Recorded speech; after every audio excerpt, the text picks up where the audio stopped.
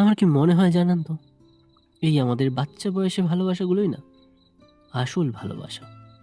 At least সেখানে কোনো স্বার্থ থাকে না আমাদের, কিচ্ছু অত ক্যালকুলেশন করার দরকার পড়ে না। সে বাঙাল না ঘটি, তার রাশি কি, এসব জানতে হয় না।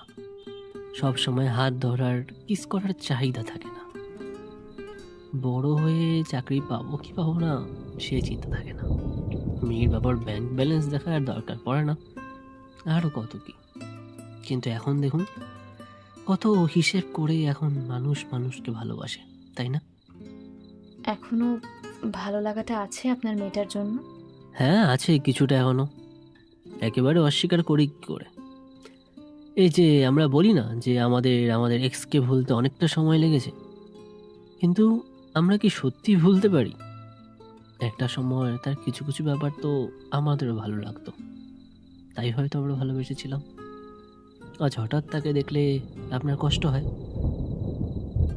হ্যাঁ, হয়তো, খুব হয়।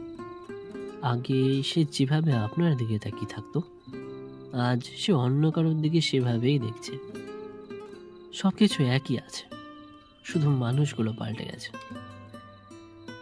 আমার ভিনদেশি তারা একা রাতেরই আকাশে, তুমি বাজালে এক তারা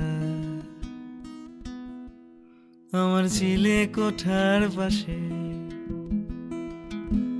ঠিক সন্ধে নামার মুখে তোমার নাম ধরে কেউ ডাকে,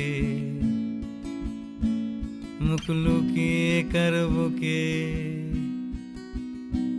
আমার গল্প বলো কাকে।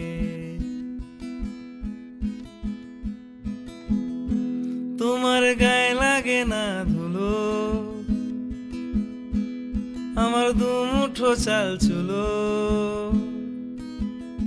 তোমার গায়ে লাগে না ধুলো, আমার দুমুঠো চাল চুলো। রাখো শরীরে হাত যদি, আর জল মাখো দুই হাতে। প্লিজ ঘুম হয়ে যাও চোখে, আমার মন খারাপের রাতে। আমার রাত জাগা তারা,